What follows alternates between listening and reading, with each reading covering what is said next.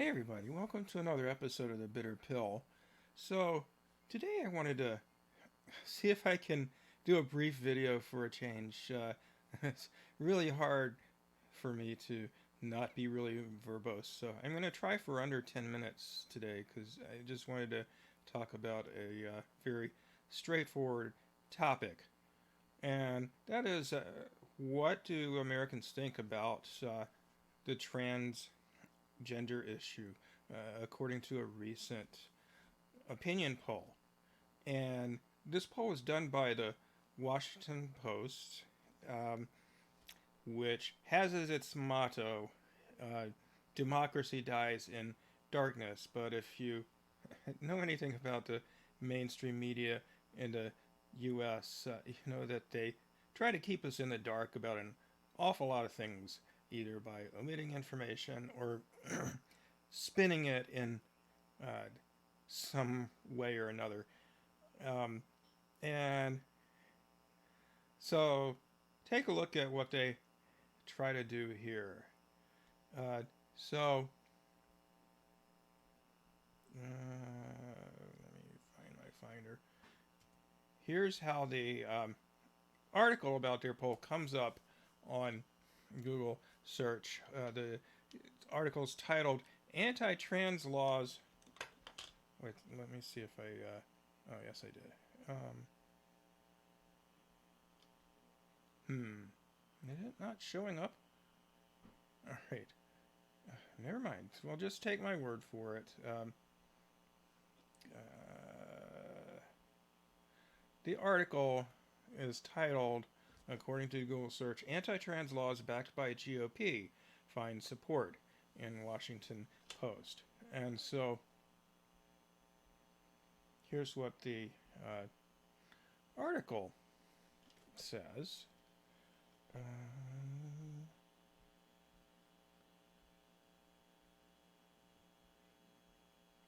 Most Americans support anti-trans policies favored by a GOP, poll shows. So they're really trying to spin this to portray most Americans as being quote unquote anti-trans, and that they support the views of the Republican Party.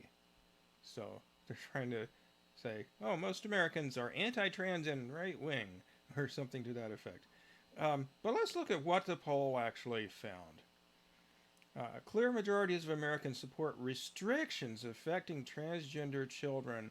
The Washington Post poll finds offering political jet fuel for Republicans in state houses and Congress who are pushing measures restricting curriculum, sports participation, and medical care. Most Americans don't believe it's even possible to be a gender that differs from that assigned at birth. Most adults say gender, quote unquote, whatever that is based on sex assigned at birth. So already we're going with pretty tendentious rhetoric here. Sex assigned at birth as opposed to sex observed at birth, and sex, determined by biological factors like our genetic makeup. Um, Principally, whether we have, in the vast majority of cases, either two X chromosomes resulting in being female in sex, having a female reproductive system, or XY being male in sex. So they ask, which statement comes closer to your views, even if neither is exactly right? Whether someone is a man or a woman is determined by the sex they were assigned at birth. Someone can be a man or a woman, even if that is different from the sex they were assigned at birth. No opinion. The majority, 57% versus 43%, said whether someone is a man or a woman is determined by their sex. And some Americans have become more conservative on these questions as Republicans have seized the issue and worked to promote new restrictions. So they're framing believing sex is based on biology and that you're born as whatever sex you are, is framed as a conservative Republican view, according to the Washington Post.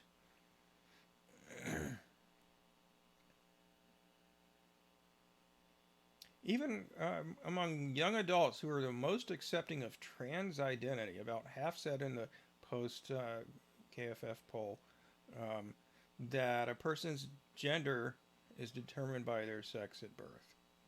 Whatever gender is, they don't really say. Um, but here's the part of their poll that really kind of blows out of the water their framing of things as the public holds anti-trans right-wing views. Um, a majority of Americans support laws prohibiting discrimination against trans people. Do you support or oppose laws prohibiting discrimination against trans people in housing? 74% support, 25% oppose. At jobs and workplaces, 73 versus 26. And so on down the line. Consistently, an overwhelming majority of people in every walk of life that you can imagine supports laws that prohibit discrimination against trans people.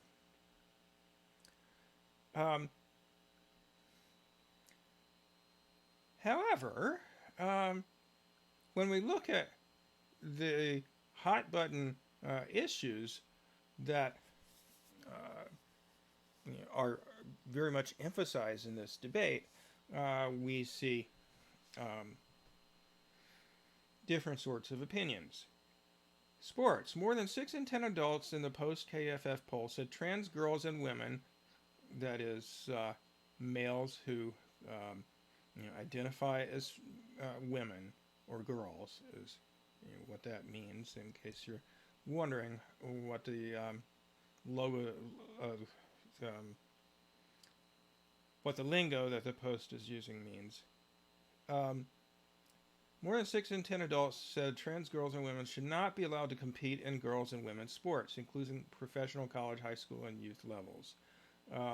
So 62, 66, 65, and 65% respectively said that males who identify as women or girls should not be allowed to participate in youth sports, high school sports, college sports, and professional sports, respectively.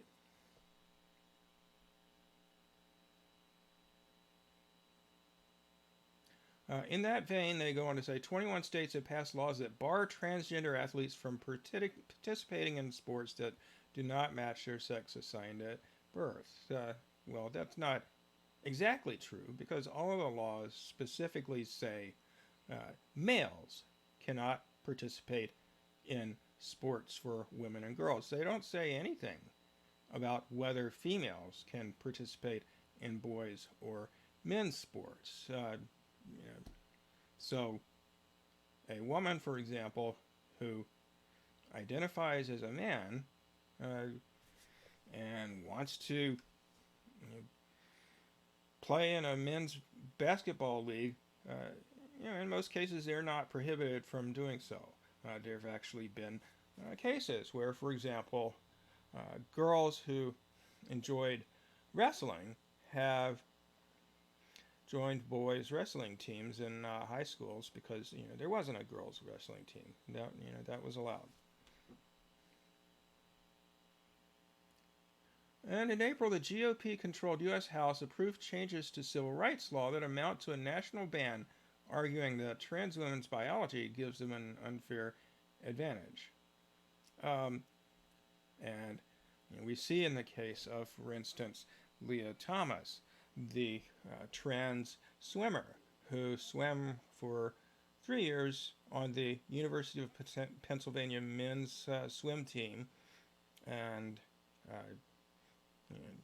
did okay, but certainly was nowhere near being one of the top collegiate swimmers in the country. But once he proclaimed himself a woman, transitioned to identifying as a woman and joined the Pennsylvania women's swim team, he started just dominating the sport. So, although he didn't win every race, he was the number one ranked swimmer, among women swimmers. Medical treatments. The post-KFF polls found significant opposition to quote-unquote gender-affirming medical care for children and teens. Nearly 7 in 10 adults say they oppose allowing children ages 10 and 14 access to medication that stops the body from going through puberty, and nearly 6 in 10 oppose giving 15 to 17-year-olds access to hormone treatments. So 68% opposed puberty blocking medication, 58% opposed hormonal treatments. So again, pretty sizable majority is opposed to these treatments for children. And they don't say anything about, and I assume the poll didn't ask people about their reasoning behind this opposition, but one might imagine it's things like, well, these treatments can be quite physically damaging. So, for instance, puberty blocking medication has an enormous number of side effects that can permanently stunt growth. It can cause problems with fertility, lead to osteoporosis, and so on and so forth, particularly if someone is on the medication for an extended period of time. But anyway,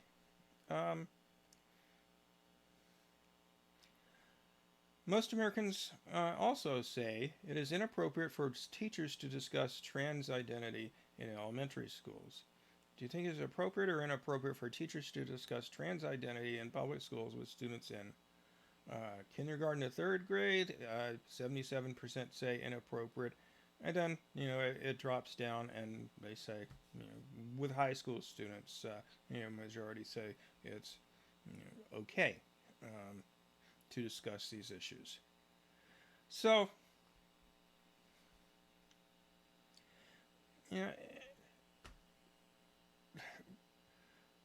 the Washington Post, of course, puts kind of a deceptive spin on what their poll results found, but if you look at what the actual poll results are, it's pretty clear that it doesn't really fit their narrative, that overwhelmingly Americans are opposed to discrimination against trans people, but they support things like preserving the female-only status of women's and girls' sports, because presumably they believe it's unfair for males, even if they have taken hormones and so forth, to compete against women and girls in a lot of different sports.